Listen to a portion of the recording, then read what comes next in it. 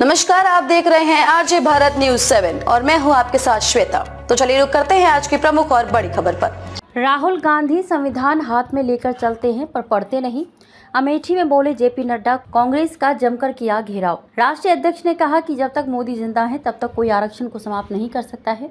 OBC, SC और हमारे आदिवासी भाइयों को आरक्षण का लाभ अनवरत मिलता रहेगा। कांग्रेस पहले से ही राष्ट्र, सनातन और विकास विरोधी रही है। कांग्रेस ने भगवान राम का भी विरोध किया। उन्होंने कहा कि सोनिया राहुल गांधी की सरकार ने न्यायालय में शपथ पत्र दिया कि राम काल्पनिक हैं। शहर रामलीला मैदान में मंगलवार को भाजपा प्रत्याशी स्मृति ईरानी के समर्थन में राष्ट्रीय अध्यक्ष जेपी नड्डा ने जनसभा की। राष्ट्रीय अध्यक्ष ने कांग्रेस पर जमकर निशाना साधा और भाजपा प्रत्याशी स्मृति ईरानी को जिताने का संकल्प लेते हुए कहा कि राहुल गांधी संविधान हाथ में लेकर चलते हैं लेकिन उसे पढ़ते नहीं हैं। राष्ट्रीय अध्यक्ष ने कहा कि जब तक मोदी जिंदा है तब तक कोई आरक्षण को समाप्त नहीं कर सकता है। ओबीसी, एससी और हमारे आदिवासी भाइयों को आरक्षण का लाभ अनवरत मिलता रहेगा। कांग्रेस पहले से ही राष्ट्र, सनातन और विकास विरोधी रही है। कांग्रेस ने भगवान राम का भी विरोध किया।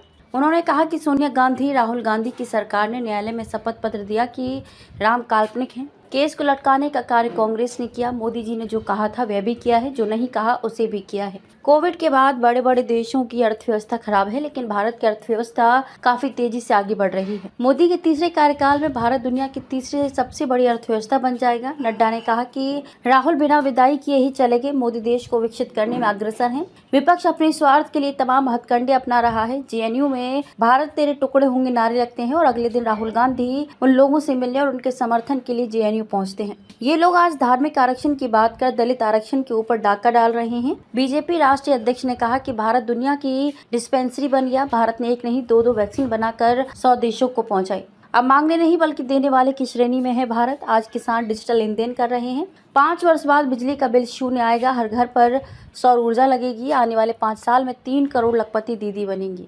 खबरों में अब तक के लिए बस इतना ही। फिर होगी आपसे मुलाकात ऐसी किसी बड़ी और खास खबर के साथ। तब तक के लिए नमस्कार और देखते रहिए आरजे भारत न्यूज 7।